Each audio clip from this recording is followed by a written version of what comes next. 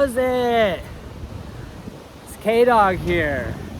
We're gonna try, what's this called? Vlogging, video logging or something? I always kind of wanted to be like a radio guy, but who knows, maybe this will work. Yeah, how's it? So here I am, guys. I've been thinking about shooting this video for a while. I'm at a local DIY skate park along a beautiful coastline in Hawaii, watching some location that I've been watching for about a decade get better and better by the year as far as the ocean sculpting a nice wave here. But this goes to my big pitch. Here we go. You guys ready? Batter up! Batter up! These skateboard ramps were built by man to bring joy to children and young-hearted adults.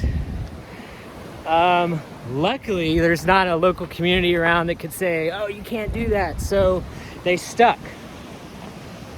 But after 2018, a major lava eruption, we lost all of our waves in this neighborhood somewhere in Hawaii. So when I look at these coastlines that are unsurfable, and I keep thinking, you know, gosh, I hope I can live another 100 years to surf this spot. And then the light bulb went off. It was like, wait a second. Like, the Kelly Slater wave pools make good waves, right? Because they got the angle right, the angle, the dangle. So you see my pitch? Why can't we build these out there to create wave parks in your local communities? Now here's the kicker, guys. There's always, you know, I'm not gonna invest time in something that's not gonna change the world, right? I mean, so if there were an artificial reef or a natural reef installed out there, now you would have something breaking nature's energy, like a Great Barrier Reef, which are predominant in Tahiti and the Polynesian Islands.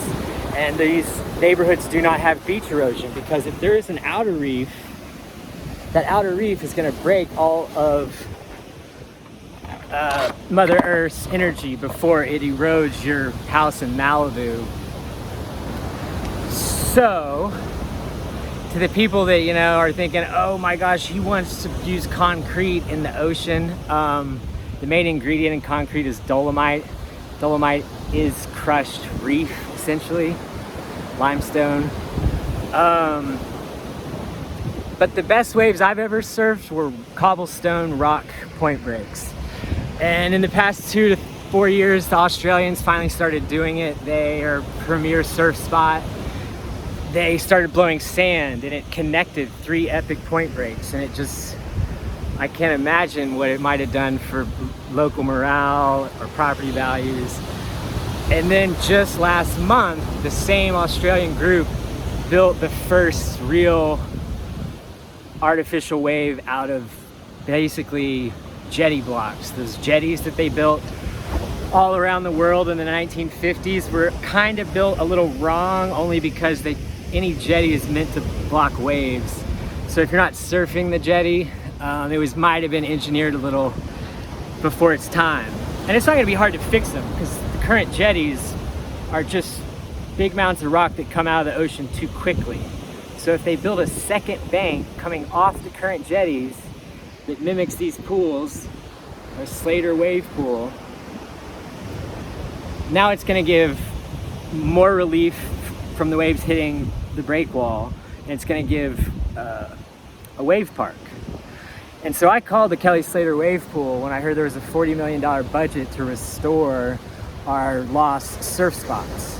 And I called DLNR. I'm like, hey, you guys need to talk to them, because when you move the rocks to dredge the boat harbor, you're gonna have these new jetties that, if they're too steep, they're not, you know, you won't be able to swim, because the waves are just gonna come into them like here. It's just too steep, too quick.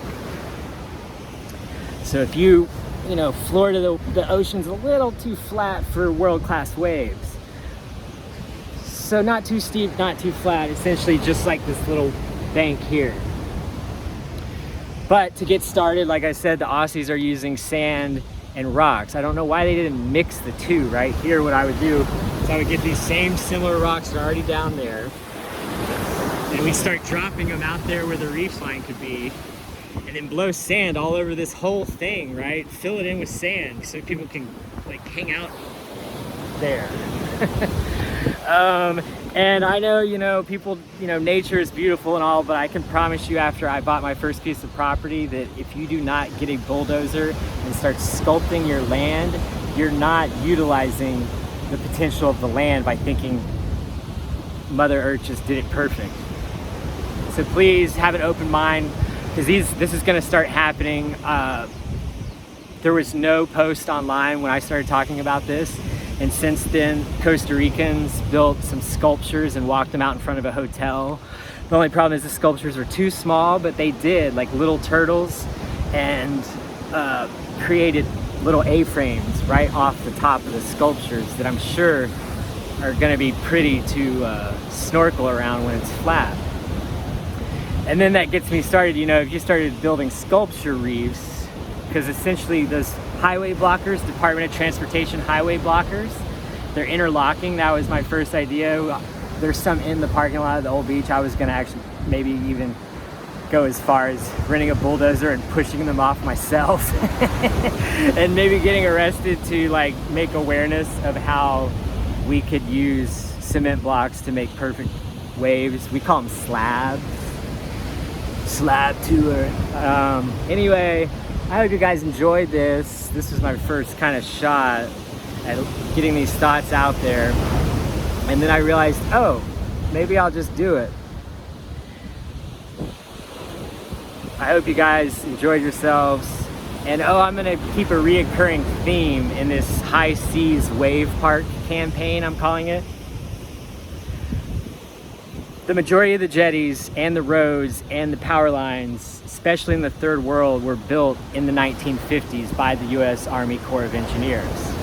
And when I did some research on how did they get all of that done so quickly in the 1950s, here's how. There was no war that the US was involved in the entire 1950s. The Industrial Revolution, they pulled everyone off the wars and they put them on boats to build jetties, breakwalls, roads, and power lines. So my vote, and I hope it's your vote, let's bring the boys home, peace on earth, build it all back better. If your neighborhood has problems with erosion, call the US Army Corps of Engineers, call HiSeas Parks, call whoever's gonna put this together and request to have a barrier reef installed out in front of your house to prevent beach erosion. And then you might not have to fly to Tahiti for your children to surf perfect waves. Much love, aloha. I hope you guys can wrap your head around this. It's kind of progressive, but hey, it's 2025, you know, let's have some fun. Much love.